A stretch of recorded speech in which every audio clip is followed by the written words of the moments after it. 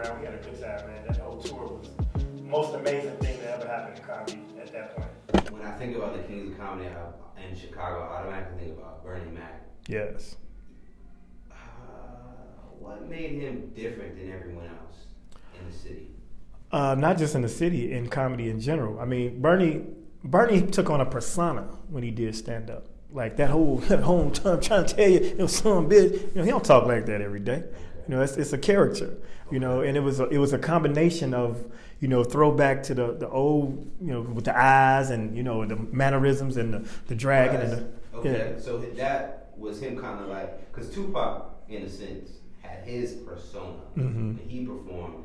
So was Bernie kind of like, what was Bernie off the stage? What was that energy? The real Bernie is the Bernie Mac TV show.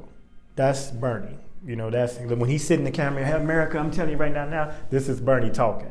Now on stage, he take it up a level and he throw a little extra slang, a little extra, accent on, the Southern and the swag. But Bernie commanded the stage and he was such a big character. And the thing about Bernie, at that time, he was the only one really doing movies during the Kings of Comedy. That's why he ended up closing the show, because we knew Bernie from his movie cameos, and he killed every part. And he has memorable characters in all his films. So, and he showed that range. I mean, he did everything from Jangalang, to a coach in certain movies, and baseball player in Mr. 3000, and and then the whole the black movie stuff he did in the 90s. Like with the booty calls and other things like that, and played preachers and all type of things. He was very versatile. Any particular story between you and him, a conversation that stands out? I have many Bernie stories, but one of the stories, man, I joke about it, but I think subconsciously he's part of the reason why I never really went to LA and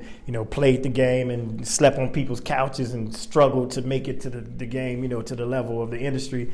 Because I didn't need to, because I was making money in Chicago, and I've always I come from a background of entrepreneurship. I used to own a Subway sandwich shop, and before the Subway, I was in the streets, because I owned the Subway downtown Chicago at age 25. So, this is way before even Jared was the spokesperson.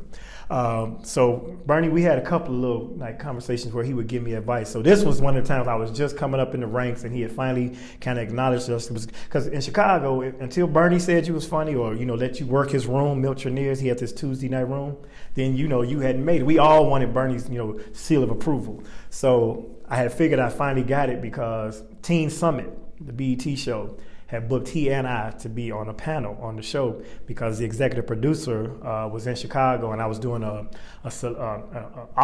charity auction where we were doing auctioning dates.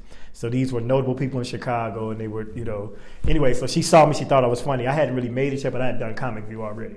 So they put me and Ellen Cleghorn, who was a black woman from Saturday Night Live, Bernie, and one other comic, I can't really think of who it is right now.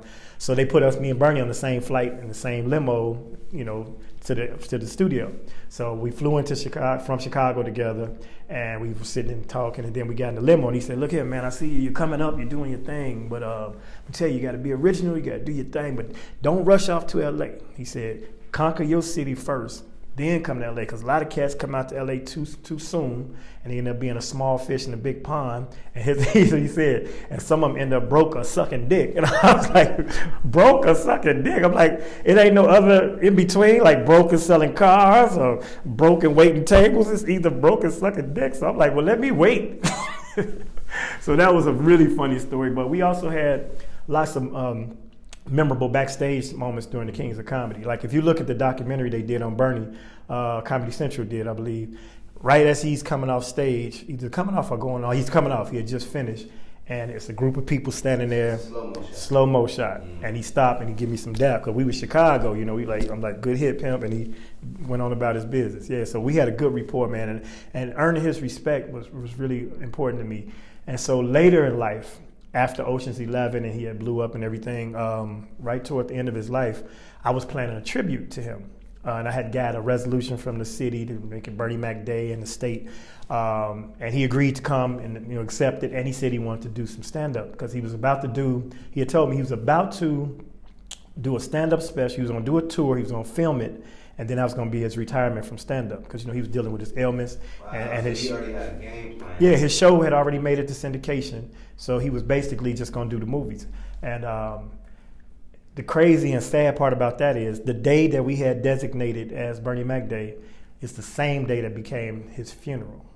And they used that same resolution and presented it because it was already in the books.